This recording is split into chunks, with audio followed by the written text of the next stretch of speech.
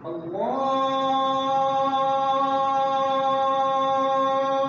أكبر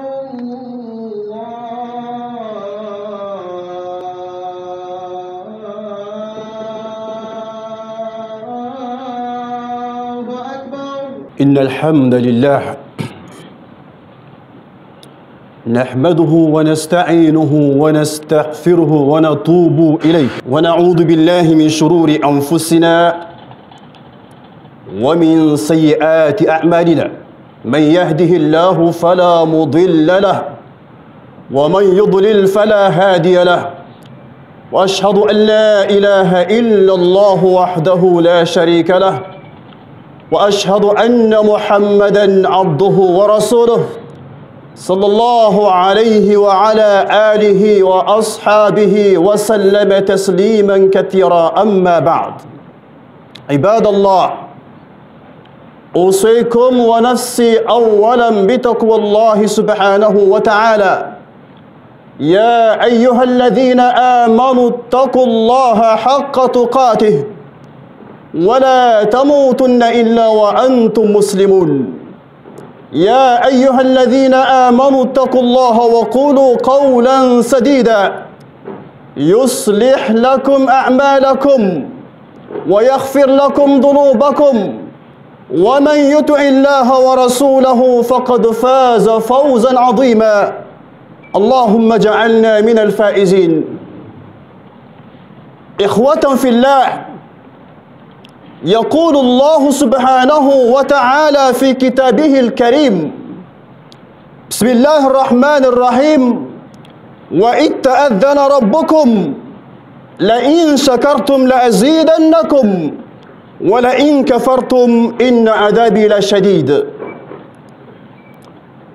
أيها الإخوة الكرام، من نعمة الله سبحانه وتعالى الذي أنعمنا نعمة الإسلام، وبعد نعمة الإسلام نعمة الصحة والفراغ، كما قال ابن عباس رضي الله عنهما أن رسول الله صلى الله عليه وسلم قال: نعمتان محبون فيهما كثير من الناس، الصحة والفراغ. حديث رواه البخاري. من هذا الحديث نستفيد أن العافية أفضل ما أنعم به الإنسان بعد الإسلام، ولا يتمكن من حسن تصرفه والقيام بطاعة ربه إلا وجوده، ولا مثل لها فليشكرها ولا يكفرها. نسأل الله سبحانه وتعالى أن يجعلنا من الذين يستمعون القول فيتبعون أحسنه. La louange appartient à Allah. Nous attestons qu'il n'y a d'autre Dieu digne d'être adoré en dehors d'Allah. Et nous attestons que le prophète Mohammed alayhi salatu wassalam est le messager d'Allah.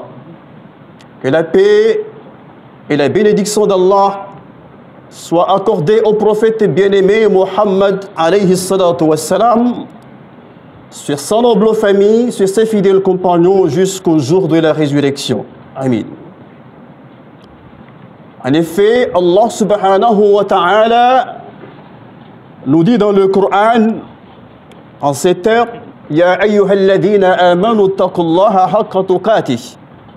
Ô vous qui portez la foi, craignez Allah comme il doit être craint et ne mourrez qu'en étant soumis à sa volonté. Qu'Allah nous compte parmi les pieux et ceux qui le craignent.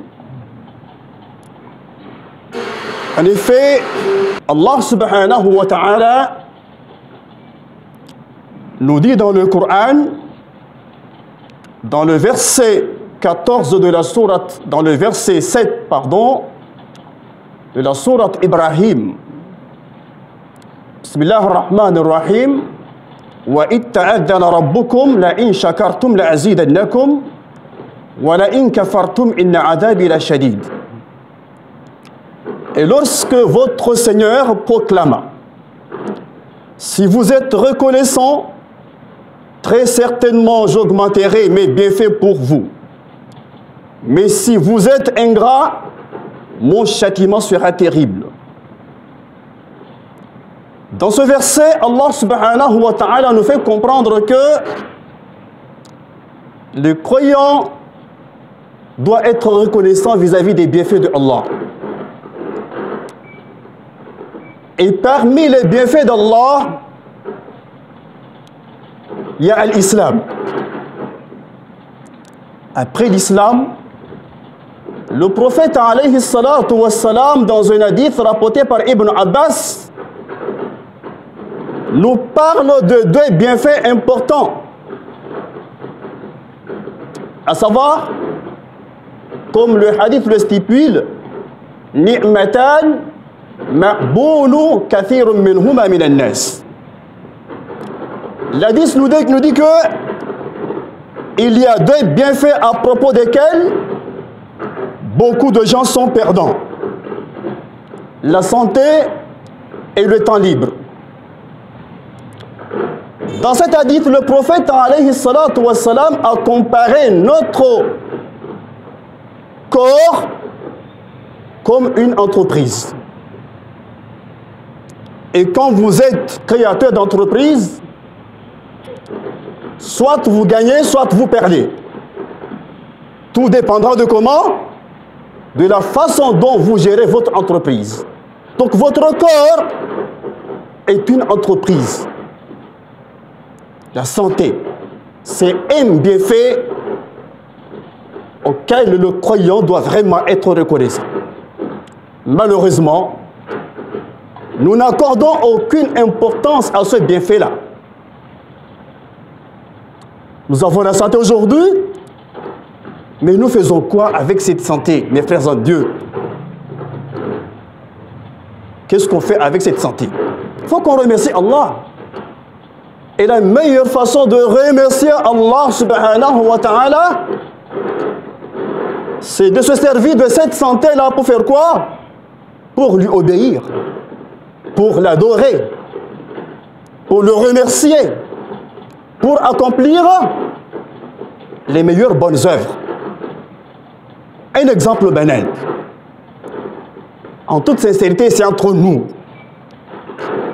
Qui parmi nous, depuis le matin, il a réussi à prier sur le prophète alayhi salatu wassalam 100 fois? Un exercice banal. Votre langue est en bonne santé, votre bouche est en bonne santé. Qu'est-ce que vous empêche d'être parmi ceux-là à qui leurs noms sont présentés au prophète alayhi salatu wassalam? Comme il a dit sallallahu alayhi wa sallam, à chaque fois que vous priez sur lui, il y a un ange qui lui transmet le message. Abdallah a prié sur toi 1000 fois. Mohammed a prié sur toi 100 fois, ya Rasulallah. Mais c'est quel honneur que toi, ton nom là, soit présenté auprès du prophète alayhi salatu wassalam. Alors, pourquoi vous privez de ce bienfait-là? Remerciez Allah en accomplissant les bonnes œuvres. Donc la santé, c'est important. Il faut qu'on remercie Allah subhanahu wa ta'ala. Voilà. Le deuxième bienfait, c'est quoi? Le prophète nous a parlé de quoi? Al-farah, le temps. Mais pas n'importe quel temps, le temps libre. C'est quand vous êtes occupé que vous vous rendez compte de l'importance du temps. Je pense qu'il y a des amis qui sont là, qui viennent des États-Unis, et ils connaissent l'importance du temps libre. Parce que là-bas, là, même 5 minutes, voilà, pour accomplir la prière, c'est compliqué.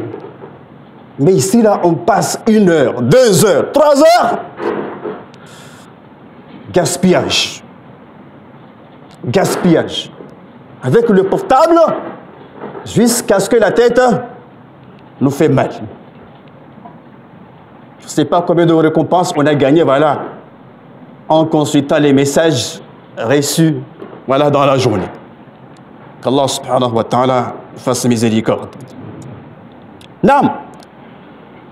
À travers l'hadith, là, le prophète alayhi salatu wa salam nous a parlé de l'importance de la santé.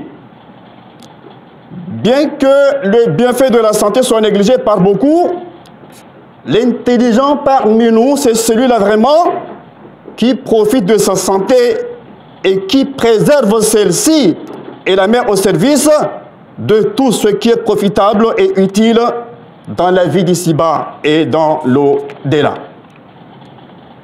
Naam. La santé, frères en Dieu, comme on l'a déjà dit, est le meilleur bienfait qu'Allah a donné à un croyant après quoi? Après l'islam. Parce que sans la santé, croyez-moi, il n'y a pas d'adoration. Mais dites-moi, combien de personnes sont malades? Ils arrivent à prier. Ils n'arrivent pas. Ils n'arrivent pas. Combien de gens sont malades? Ils arrivent à se rendre au service. Ce n'est pas possible. Combien de gens sont malades? Ils arrivent vraiment à accomplir des bonnes œuvres. Donc, grâce à la santé, on peut faire tout avec l'aide de Allah subhanahu wa ta'ala. Donc, c'est un bienfait, franchement, à ne pas négliger. La santé n'a pas d'égal. Alors, il faut qu'on soit reconnaissant vis-à-vis des bienfaits d'Allah subhanahu wa ta'ala. Et tout bienfait demande à shukr, qu'on dit Alhamdulillah, oh Allah, je te remercie. Après Al-Shukr, il faut le remercier par la langue et aussi en utilisant les bienfaits d'Allah subhanahu wa ta'ala dans l'obéissance à Allah, en agissant conformément à l'obéissance à Allah subhanahu wa ta'ala. Nam. Et une chose qui fait partie de la reconnaissance des bienfaits de Allah subhanahu wa ta'ala, c'est le fait de préserver le bienfait en question. Si vous ne préservez pas votre santé là, vous ne remerciez pas Allah subhanahu wa ta'ala. Est-ce que vous voyez? Voilà. Quoi faisons? En déployant toutes les causes qui sont licites et qui sont connues dans l'islam ou dans la religion pour préserver ce bienfait qui est la santé qu'Allah subhanahu wa ta'ala nous a accordé. Allah subhanahu wa ta'ala a légiféré d'une loi pour préserver ce bienfait-là qui est la santé. Allah nous dit dans le Coran, subhanahu wa ta'ala, Ya ayyuhan nas. Dans ce verset, Allah appelle tous les gens, tous les hommes. Ya ayyuhan nas, kulu mimma fil ardi halalan tayyiba. Wa la tattabi'u khutuwati shaytan innahu lakum aduwwun mubin. Dans le second verset, Allah nous dit, Ya ayyuhalladhina amanu kulu min tayyibati ma razaqnakum washkuru lillahi in kuntum iyyahu ta'budun. Dans ces deux versets, Allah subhanahu wa ta'ala nous dit, ô les croyants, mangez des nourritures licites. Mangez des nourritures licites que nous vous avons attribuées et remerciez Allah si c'est lui que vous adorez. Dans le second verset, Allah nous dit, ô gens, de ceux qui existent sur la terre, mangez le licite pur. Ne suivez point les pas du diable, car il est vraiment pour vous un ennemi déclaré. Dans ces deux versets, Allah nous parle de quoi? De la nourriture halal. Pourquoi Allah nous a interdit certaines nourritures, certaines boissons? Parce que ces nourritures et boissons-là sont nuisibles à la santé. Le croyant mange ce qui est licite et pur. C'est une façon aussi de remercier Allah subhanahu wa ta'ala de nous avoir accordé comme bienfait la santé. Voilà, et nous devons vraiment préserver ce bienfait-là en mangeant ce qui est licite, ce qui est pur, comme Allah l'a recommandé. Malheureusement, d'autres font quoi? Il faut le contraire. Pourquoi? Parce que la plupart d'entre eux ne remercient pas, ne réfléchissent pas, ne sont pas intelligents. Qu'Allah subhanahu wa ta'ala nous fasse miséricorde, qu'il nous compte parmi les croyants sincères et qu'il nous facilite. أقول قولي هذا واستغفر الله لي ولكم ولسائر المسلمين والمسلمات من كل ذنب إنه هو الغفور الرحيم. الحمد لله رب العالمين والعاقبة للمتقين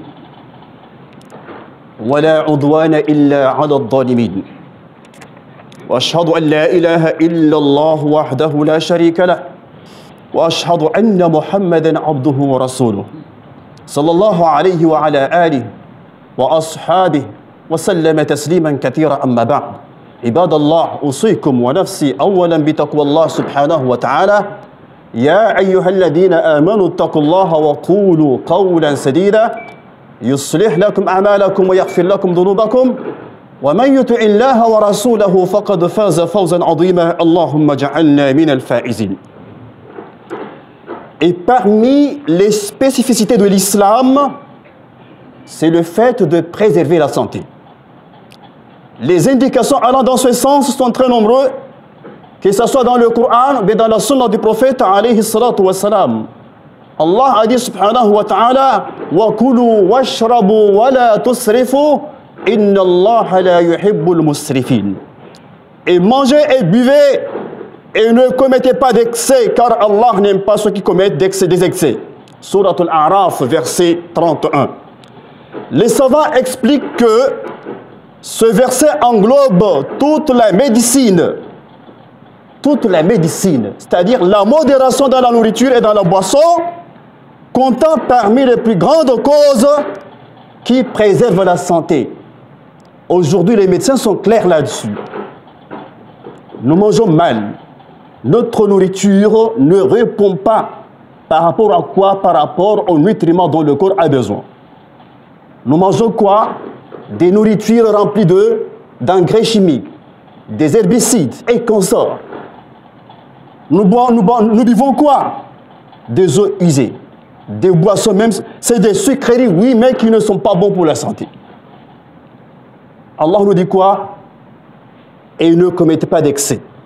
Restez dans la modération.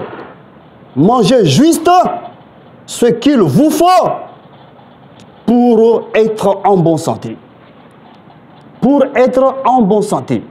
Le prophète a dit, alayhi salatu wa salam, le mauvais récipient que vous pouvez en fait remplir, c'est quoi? C'est le ventre. Le mauvais récipient que vous pouvez remplir, c'est le ventre. C'est le ventre. Le prophète alayhi salatu wa salam n'a jamais rempli son ventre. Il mangeait juste la quantité qu'il lui fallait pour préserver quoi? La santé. Nous, c'est le contraire.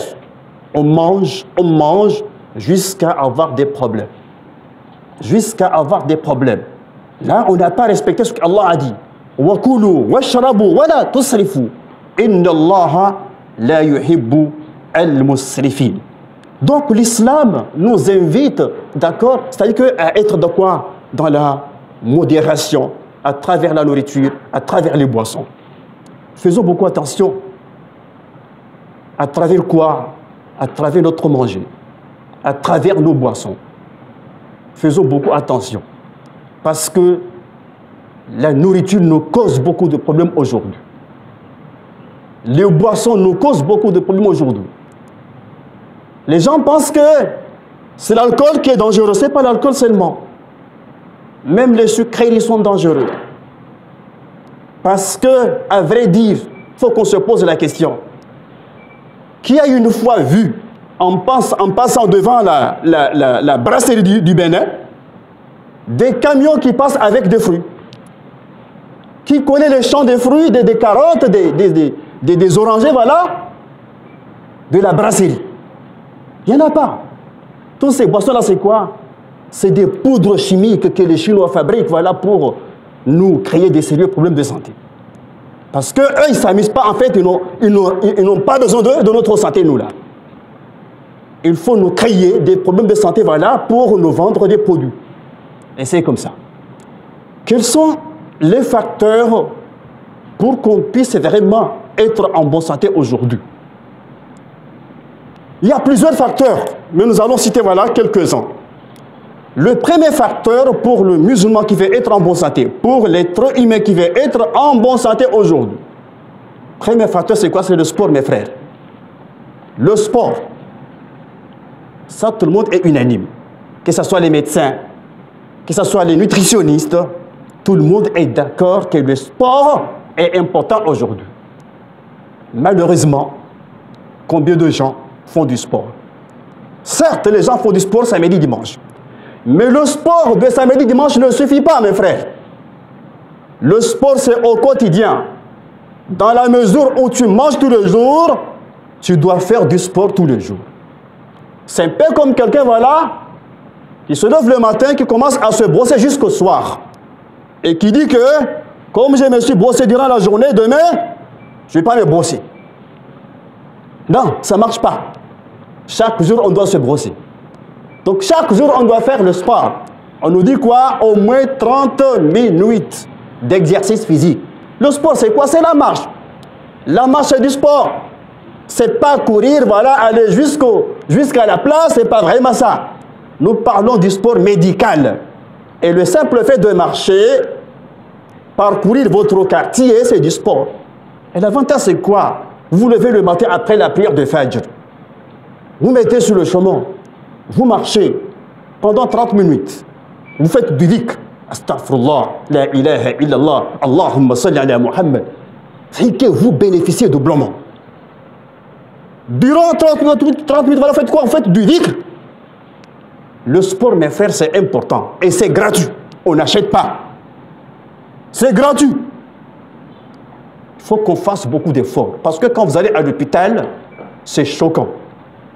C'est choquant. Les gens sont malades. Il y a tellement d'AVC aujourd'hui. Les gens ont perdu leurs membres.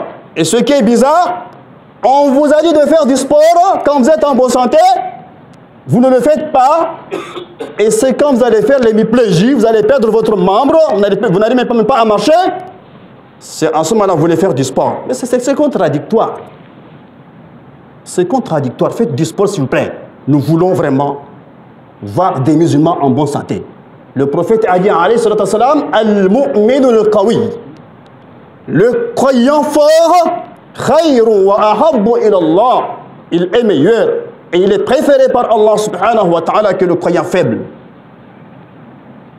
C'est important. La force, c'est quoi? C'est ça, être en bonne santé. Et le sport nous permet d'être en bonne santé. Deuxième facteur, la nutrition. Il faut qu'on contrôle notre manger. Nous mangeons trop salé, nous mangeons trop sucré, surtout les musulmans. Voilà, les huiles, voilà. Il faut qu'on fasse un effort. Dans nos mariages, nous exagérons tellement. Dans le mois de Ramadan, nous exagérons tellement. Il faut une nourriture, voilà, équilibrée. Et équilibrée, ça veut dire quoi? Ce n'est pas la pâte seulement, ce n'est pas le riz seulement, non, non. L'OMS nous dit de manger 5 portions de fruits. Ça, c'est déjà dépassé, hein? Maintenant, ce n'est plus 5 portions. De 5 à 8, maintenant, ils sont à 12. 12 portions de fruits, voilà, pour garder une alimentation équilibrée. Et quand on dit portions, ce n'est pas 12 mangues, ce n'est pas 12 bananes.